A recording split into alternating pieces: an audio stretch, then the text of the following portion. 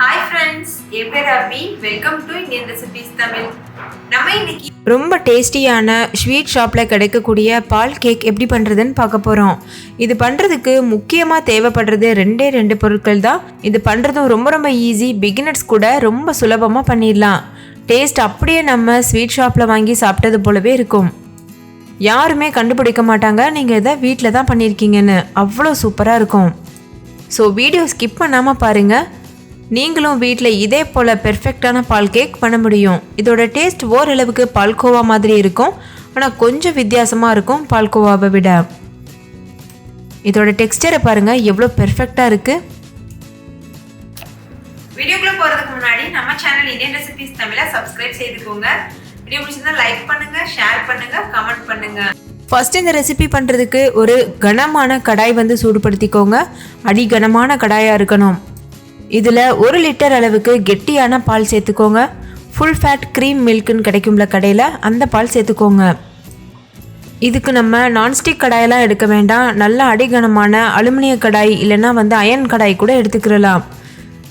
இப்போ இதை கலந்து விட்டுட்டே இருங்க. ஹை ஃப்ளேமில் வச்சுட்டு கலந்து விட்டுட்டே இருங்க. ஒரு டைம் இது நல்லா பொங்கி வந்ததுக்கப்புறமா மீடியம் ஃப்ளேமில் வச்சுட்டு அப்பப்போ கலந்து விட்டால் போதும். இப்போ நல்லா பொங்கி வந்துருச்சு. அந்த பால் ஏடுலாம் வந்திருக்கு பாருங்கள். இதெல்லாம் இடையில எடுத்து விட்டுட்டு நம்ம கலந்துட்டே இருக்கணும். ரொம்ப ஹை ஃப்ளேமில் வச்சிடாதீங்க, அடி பிடிக்க ஆரம்பிச்சிடும். அதனால் மீடியம் ஃப்ளேம்லேயே வச்சுட்டு இடையில மட்டும் கலந்தால் போதும். இது பண்ணுறதுக்கு மொத்தமாக எனக்கு 40 நிமிஷம் செலவாச்சு. ஏன்னா இது முற்றிலும் வற்றி வரணும், அந்த பால் எல்லாமே வற்றிட்டு வரணும். இப்போ பாருங்கள், நம்ம 1 லிட்டர் பால் சேர்த்துருந்தோம்ல, அது 1/2 லிட்டராக மாறி இருக்கு. அந்தளவுக்கு நல்லா வற்றிருச்சு. இது இன்னும் நல்லா 1/4 லிட்டர் ஆகுறது வரைக்கும் நல்லா வற்ற விடுங்க. இப்போ பாருங்கள், நல்லாவே கெட்டியாயிருச்சு. இப்போ இது 1/4 லிட்டர் ஆயிடுச்சு.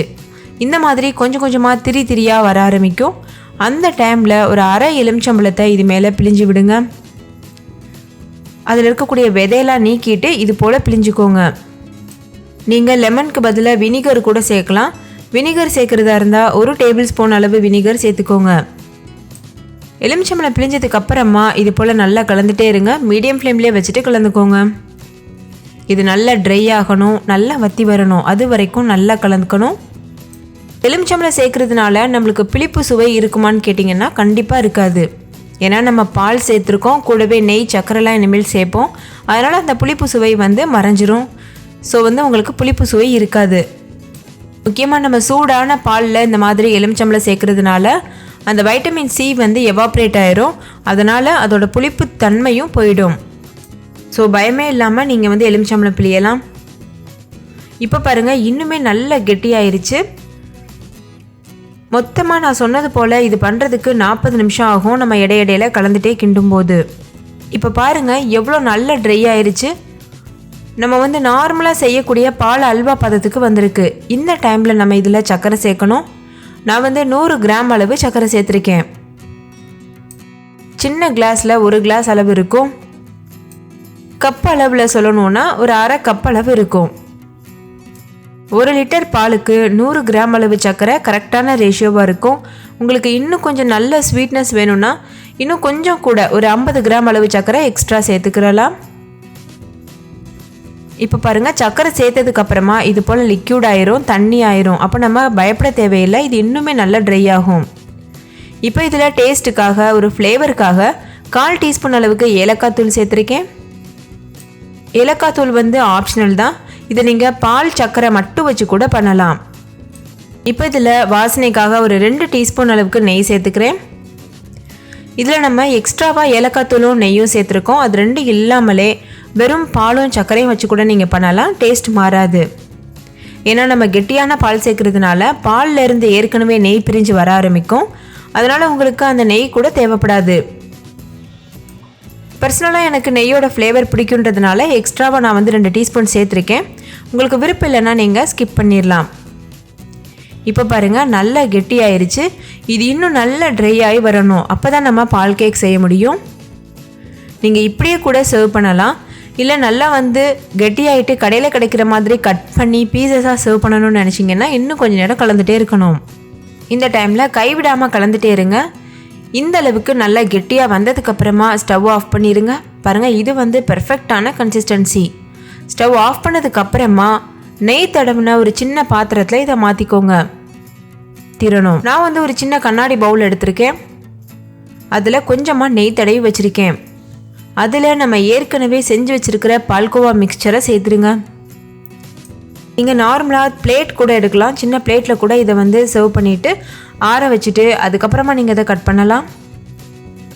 இந்த மாதிரி பண்ணும்போது நம்மளுக்கு கேக் மாதிரியே கிடைக்கும். அதுக்காக நான் வந்து ஒரு சின்ன பவுலில் வந்து மாற்றுறேன்.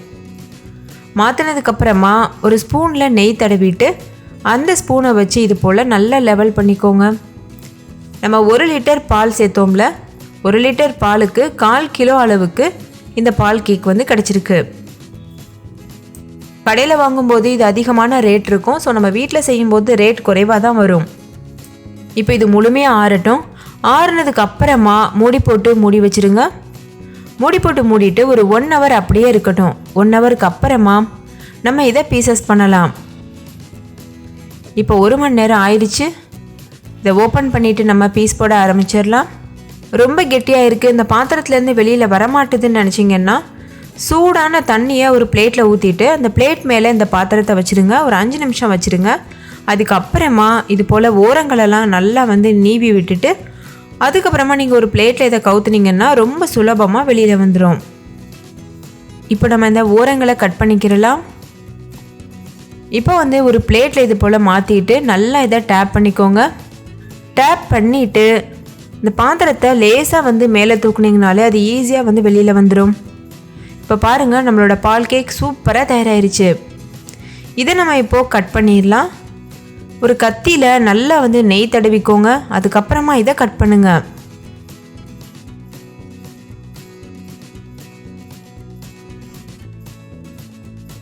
நீங்கள் வந்து உங்களுக்கு விருப்பமான ஷேப்பில் இதை கட் பண்ணிக்கலாம். நான் வந்து இந்த மாதிரி கட் பண்ணியிருக்கேன். ஸ்வீட் ஷாப்லலாம் ஸ்கொயர் ஷேப்பில் கட் பண்ணி வச்சுருப்பாங்க. அது மேலே சில்வர் பேப்பர் கூட ஒட்டியிருப்பாங்க.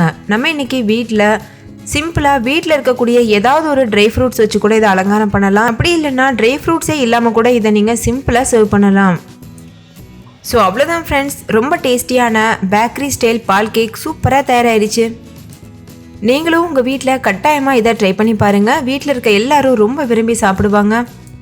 ட்ரை பண்ணிவிட்டு உங்களோட எக்ஸ்பீரியன்ஸ் எப்படி இருந்ததுன்னு கமெண்ட்லேயும் கூட ஷேர் பண்ண மறந்துடாதீங்க. இதோட டெக்ஸ்சரை பாருங்கள். இப்போ இதை நம்ம பிச்சு பார்க்கலாம். நான் சொன்னது போல் அப்படியே அதே ரேஷியோவில் பண்ணிங்கன்னா கண்டிப்பாக உங்களுக்கும் இதே டெக்ஸ்சரில் பெர்ஃபெக்டாக வரும். ஸோ வீட்டில் ஏதாவது விசேஷ காலங்களில் கூட நம்ம இதை செய்யலாம், இல்லை பிரசாதத்துக்காக கூட பண்ணலாம். ஸோ கண்டிப்பாக ட்ரை பண்ணி பாருங்கள். இன்னொரு சூப்பரான ரெசிபியோட நான் உங்களை சந்திக்கிறேன். அதுக்கு முன்னாடி நம்ம சேனல் இந்தியன் ரெசிபீஸ் தமிழை சப்ஸ்கிரைப் செய்யாத நண்பர்கள் இந்த வீடியோவுக்கு கீழே இருக்க ரெட் கலர் சப்ஸ்கிரைப் பட்டனை கிளிக் பண்ணி சப்ஸ்கிரைப் பண்ணுங்கள். கூடவே இருக்க பெல் சிம்பலையும் கிளிக் பண்ணிக்கோங்க. அப்போ தான் நான் தினம் அப்லோட் பண்ணுற புத்தம்புது ரெசிபீஸை நீங்கள் மிஸ் பண்ணாமல் பார்க்க முடியும். ஓகே ஃப்ரெண்ட்ஸ், தேங்க்யூ, பாய்.